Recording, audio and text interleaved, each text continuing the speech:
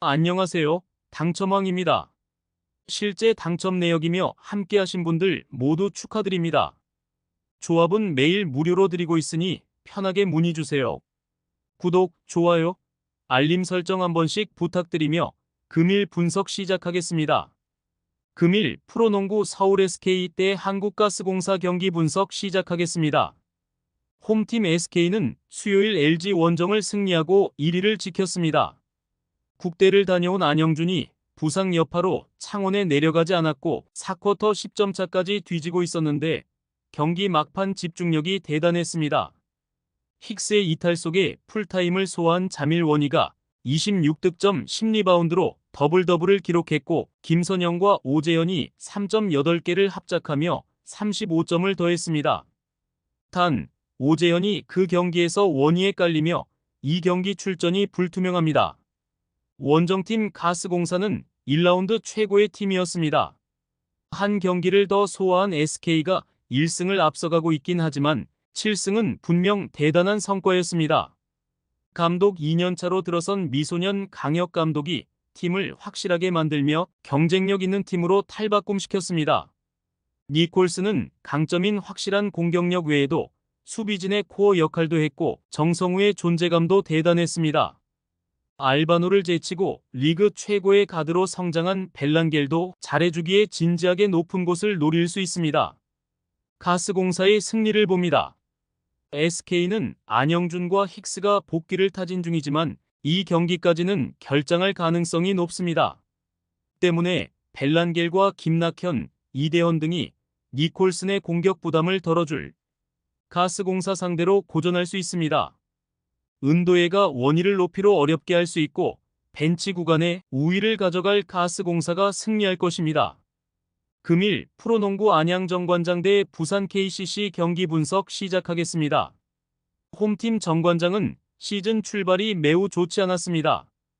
그러나 1라운드 후반 이후 반등하며 이제 중위권 도약을 노리고 있습니다. 멘탈이 흔들렸던 캐디 라렌이 점점 팀의 기대에 걸맞는 활약을 하고 있고 이종현과 정효근 등 장신 프론트코트 자원들도 컨디션을 끌어올렸습니다. 슬래셔와 볼핸들러 역할을 동시에 할 수 있는 변준영이 제대해 이 경기부터 나서기에 이제 본격적인 반격을 노립니다.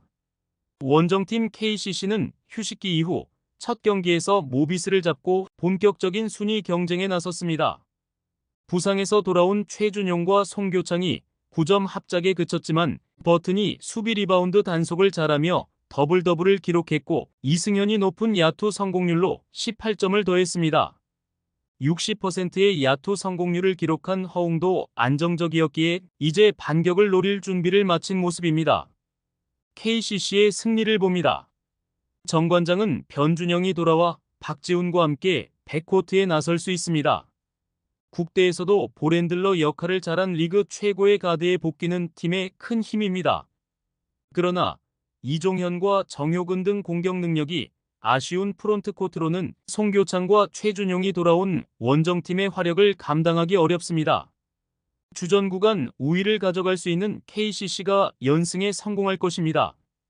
금일 프로농구 신한은행 대 하나은행 경기 분석 시작하겠습니다.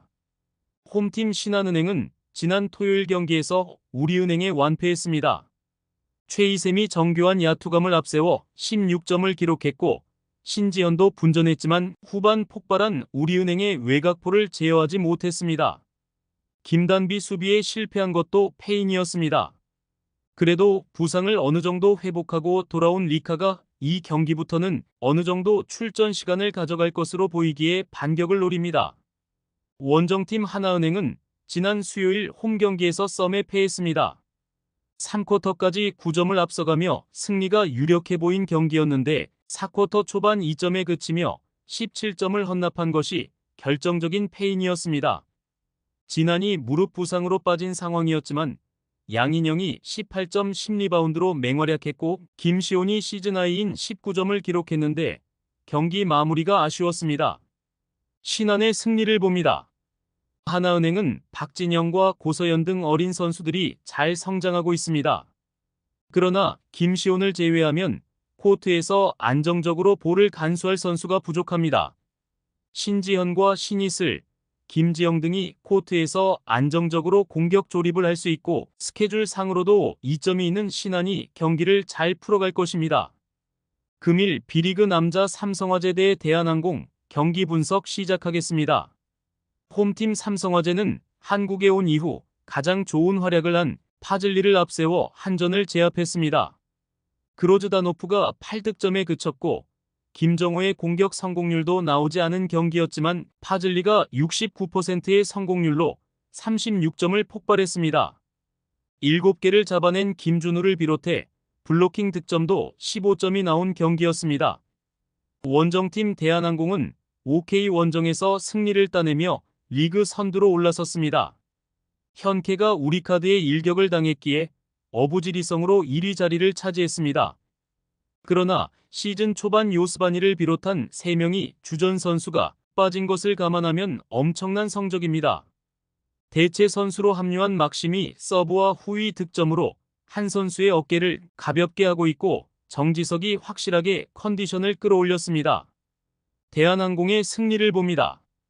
삼성은 파즐리와 그로즈다노프 외에도 김정호와 김우진 등 득점에 나설 선수들이 있습니다.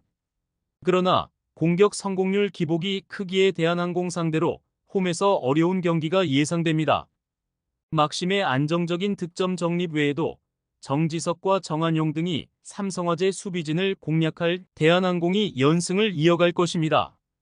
금일 B리그 여자 한국도로공사 대 현대건설 경기 분석 시작하겠습니다. 홈팀 도로공사는 화요일 홈경기에서 기업은행에 패했습니다. 니콜로바와 강소희가 나란히 공격 성공률 20%대에 그치는 부진으로 팀의 패배를 막지 못했고 김다은과 이윤정, 하효림 등 3명의 세터가 안정적으로 공격수들을 살리지 못했습니다.